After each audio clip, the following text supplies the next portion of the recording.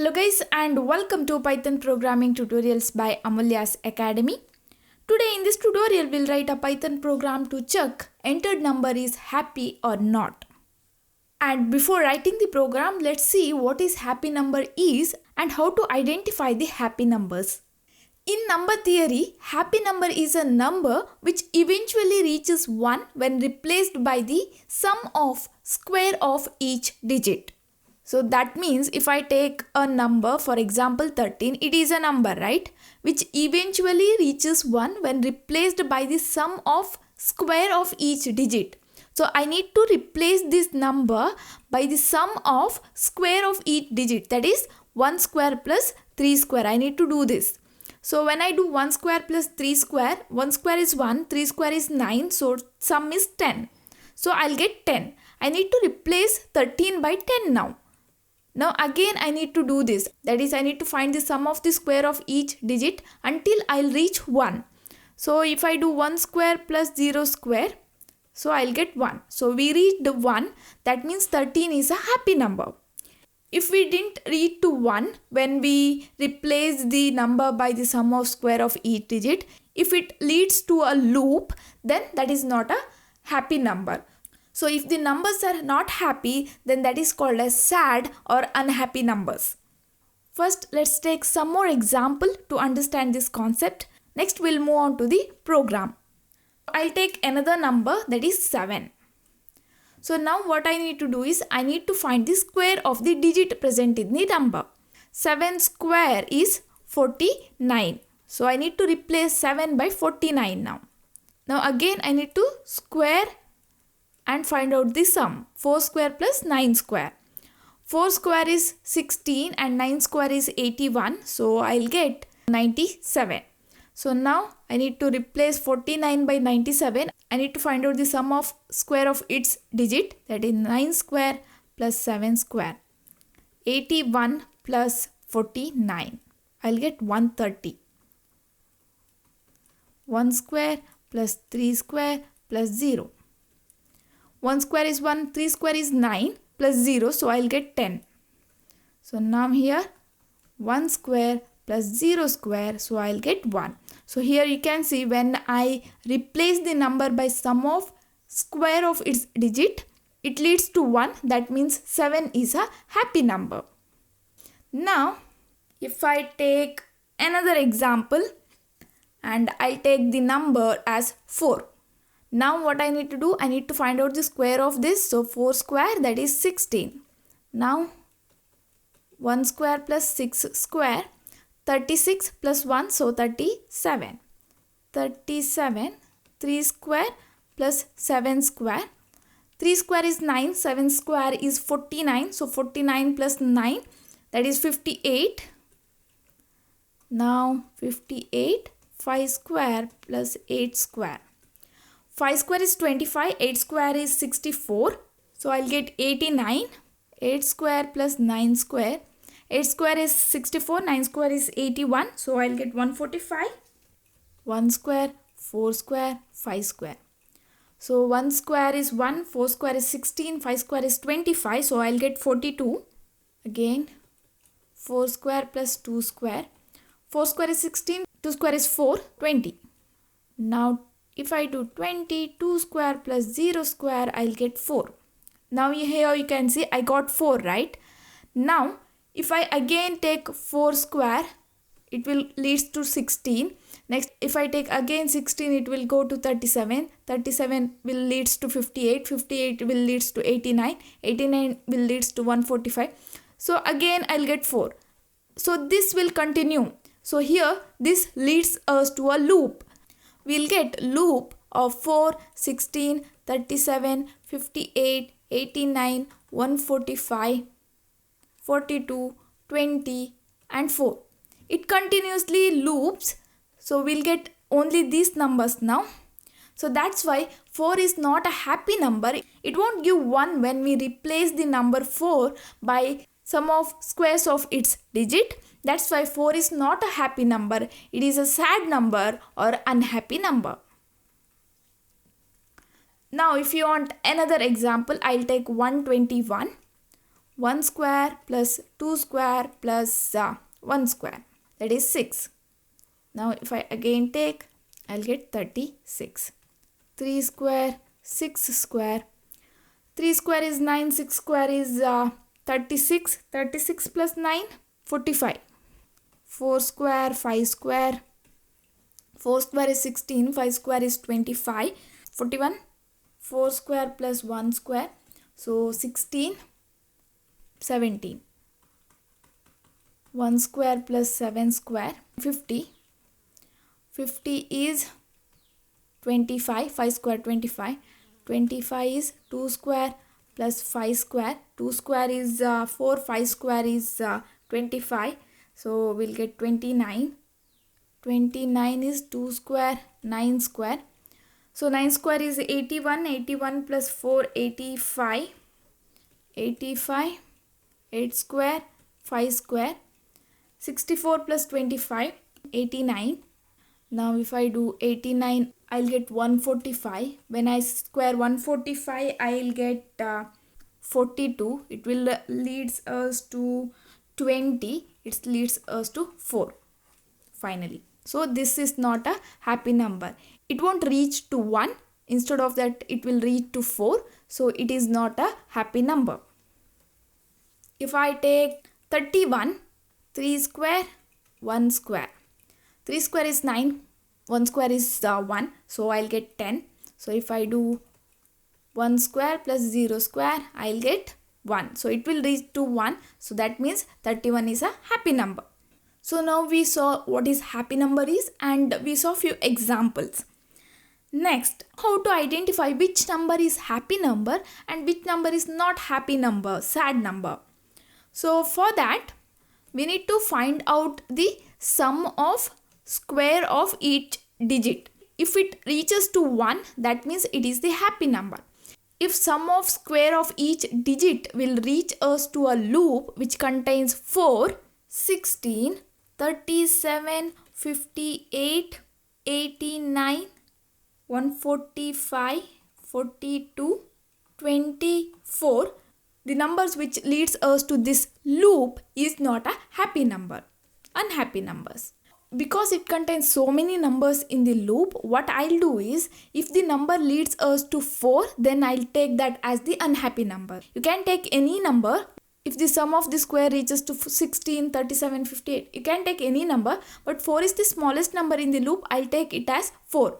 So what I'll do is, I'll find out the sum of square of each digit. If it reaches 1, then I'll take that as happy number. If it reaches to 4, I'll take that as unhappy number.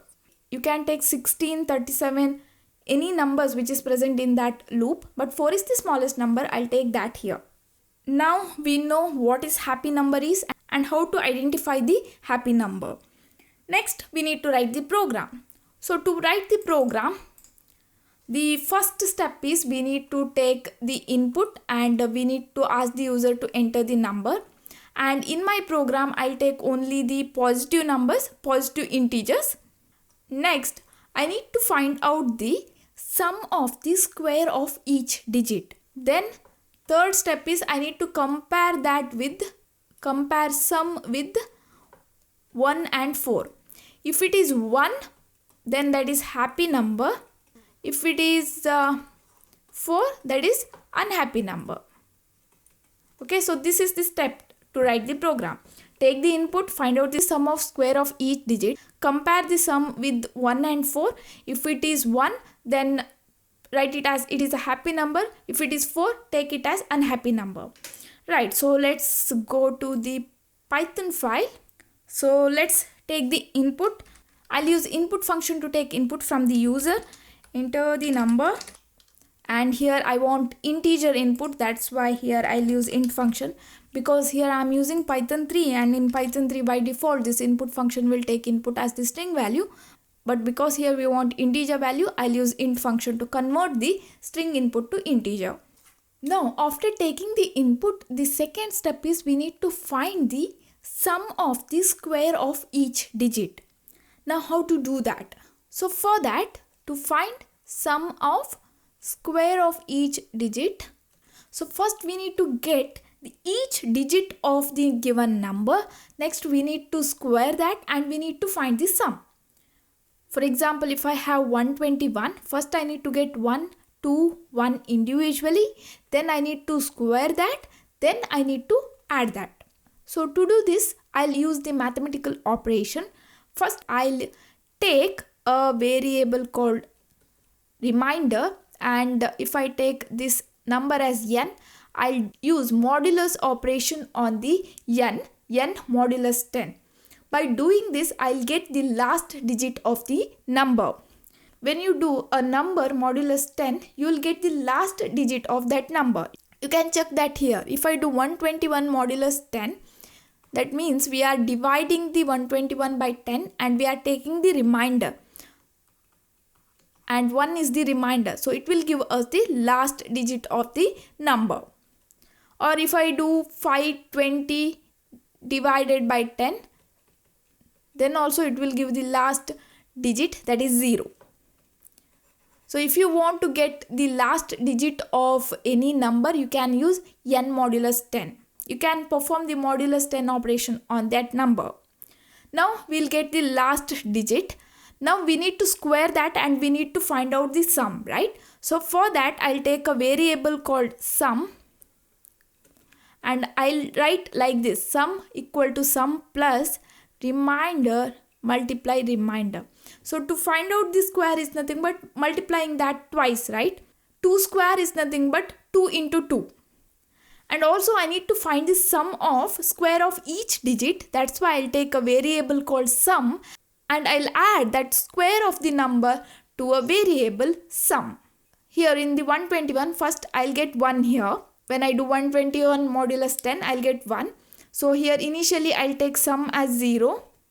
So it is 0. 1 multiply 1, that is 1. 1 plus 0, 1. So sum will be 1. After that we are done with the last digit. Now we need the next digit of the number. So for this I need to divide this number by 10. If I do n is equal to n truncated division 10. When I do truncated division, it is the integer division. It will give you only the integer part. So when I do 10, 121, 1. So it will give only the integer part. So we'll get 12. The 1 is removed from the numbers and we'll get 12. Now n becomes 12. Now again I'll do the same thing. I'll do the modulus 10 operation on n. Now n is 12. So 12 modulus 10, it will give 2. The digit, second digit. Then again I'll square that and I'll add that to sum. Initially sum contains 1, that is the 1 square, this. Now I'll square 2, so we'll get 2 square 4 and I'll add that to 1. So we'll get this result now. 4 plus 1, 5. Sum will store this result. Now again I'll do this n equal to n truncated division 10. So 12 truncated division 10. So I'll get 1. 10 ones are 10. 2 remainder. So I'll get 1. Now n becomes 1. Again I'll do this 1 modulus 10. So when I do 1 modulus 10, it will give 1. The first digit of the number 1. Now again I'll do this. Sum is 5 now. Sum contains this result now. Then remainder multiply remainder. That is 1 multiply 1. 1 square. So sum 5 plus 1. So 6. So this is the total result. It will find out the sum like this. Now again I'll come here and I'll divide 1 truncated division 10. So I'll get 0. At that time I need to stop. So that's why here I need to include this in a loop and I'll take while loop. While n is greater than 0, do this. When n becomes 0, stop. Okay. So to find out the sum of the square of each digit, you need to write like this. This is the mathematical operation. So in the Python file, here I'll write a separate function to find out the sum of the square of each digit. So for that, I'll take a function sum of digit, can take any name, and here I'll take the n.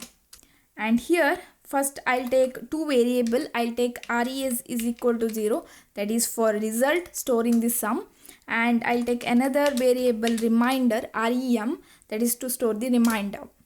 Next here I'll use while loop and n should be greater than 0 to execute the while loop body. And here first step is we need to find the remainder. when I do n modulus 10, it will give the last digit of the entered number. Now here I need to square that and I need to find the sum. So I'll use res is equal to remainder multiply remainder. So I want to square the number. So number is present in this remainder. So I'll square that, and to store the result I'll use res. I need to find the sum also, right? So I'll use res variable for that. Next, to get the next digit, I need to do the truncated division on n division 10. So if the number entered is 121, it will divide the number and it will give 12. Now again we'll repeat the process and we'll add the number. In this way we'll find out the sum of the square of each digit. If you remember, while discussing about the Armstrong number program also, we did something similar to this. Right, so now we know how to find out the sum of the digit. Next here, we need to call that function to find out the sum of the square of digit. But we need to find out the sum of the square of digit until the sum of the square of the digit will become 1 or 4, right? That is the stopping condition. If it becomes 1, that means that is the happy number, or if it is become 4, then that is the unhappy number, not happy number. So these are the two stopping condition. So that's why for that I'll use a while loop, and here I'll take a variable called result, and initially I'll take that as n. That is the entered number is n. If you enter the number as 1 or 4, that is an happy number, right? So that's why first initially I need to take a variable like this, and I need to check result is not equal to 1 and result is not equal to 4. If it is true, if result is not 1 and result is not 4, then only call the sum of digit function. And the result, whatever we'll get, we need to store that in result variable. I know you have confusion here, so I'll explain you again. You'll enter a number, right? You can enter 1, 2, 3, 4, whatever number you want. We know if you enter 1, 1 is a happy number. We know that. In the same way, we know 4 is not a happy number. Because if I do 4 square and if I do that, it will lead us to a loop. So we know the stopping condition for both happy and unhappy number. So that's why first I'll check whether result is not equal to 1 and result is not equal to 4. Then only call this function. And here I'm using loop, that is because we need to find out the sum of the digit until we'll get 1 or 4. That's why we need to use while loop here. And here, whatever the result we'll get from this function, that will be stored in this result variable. This function will do this, and we need to return the result here. Okay, this function will return the result. It will find out the sum, and that will be stored in that. So it will return that to caller where it is called, and it will store in result. Next, we'll again check that result is 1 or 4. If it is not, then again I need to call that function for result. Because if we take number as 13, we'll first find 1 square and 3 square. We'll get 10, right? Next, I need to find out the sum of the square of 10. That's why you need to take result here. Next here, this while loop will stop execution only in two conditions. One is when result becomes 1 or when result becomes 4. That's why to write this condition, I'll use if result is equal to 1, entered number is happy number. So you can take n is happy number. Else n is not happy number because we'll get the result as 4. So it is not the happy number. So I'll take n is not happy number. And also here this is logical AND operator, and in the logical AND operator, the whole condition will become true only when both this condition is true. Right, so let's execute this. So let's take 7 first. 7 is a happy number, correct, right? So let's take another example. I'll take 121. It is not a happy number. We know that. If I take 4, 4 is not happy number. Now I'll explain you how this program actually works. the program will execute from here, because this is the function definition, and the function definition will execute only when the function is called. So the program execution will begin from here. So first is enter the number. If I enter 13, so n is 13. Next line is result equal to n. So we took a variable called result, so result also becomes 13 now. Next it will check while result is not equal to 1 and result is not equal to 4. Here result is 13 and it is not equal to 1. So true, this condition becomes true. Next result is not equal to 4. This is also true, right? 13 is not equal to 4. So both the condition becomes true. So whole condition becomes true here. So it will execute the loop body. In the loop body we have the function call sum of digit result. So here result is 13. And here sum of digit is the function call. So control will go to the function definition. Here n becomes 13. Now here result is 0, reminder is 0. If you didn't take reminder is 0, then also that's okay.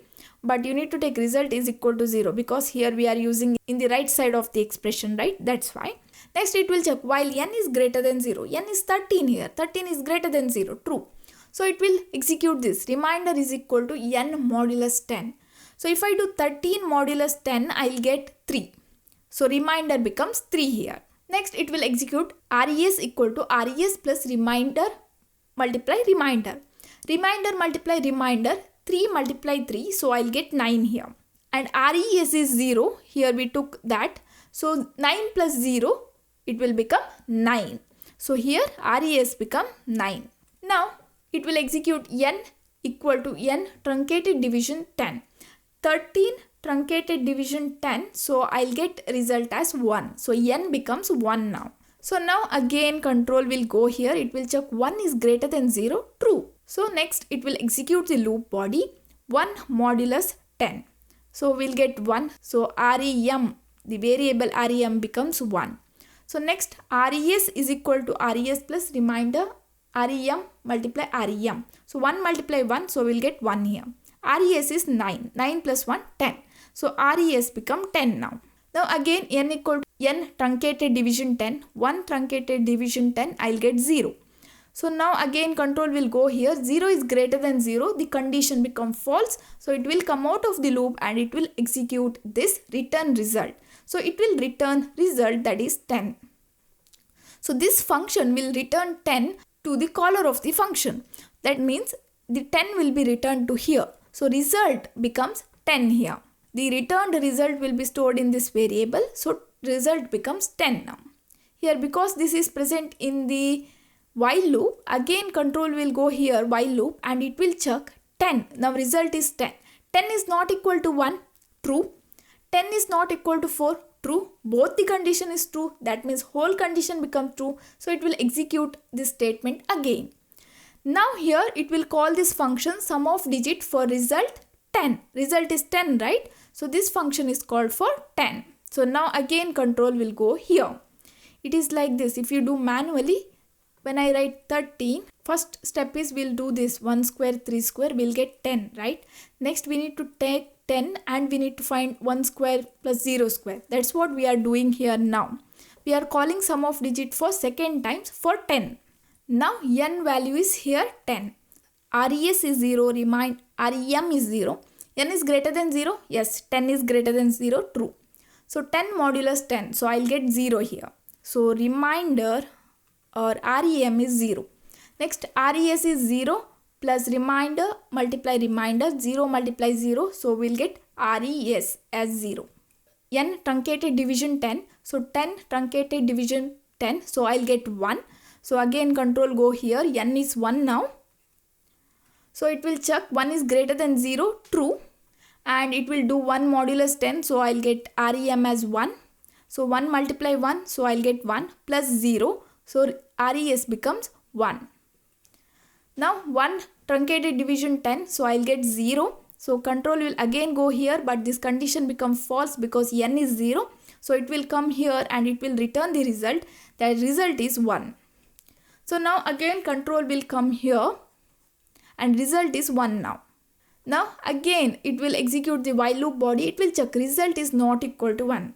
it is false now. Result is 1. 1 is not equal to 1. This condition become false. And this condition is true. 1 is not equal to 4. But because I used logical AND here, if any one of the condition is false, so now this whole condition become false. So it will come out of the loop.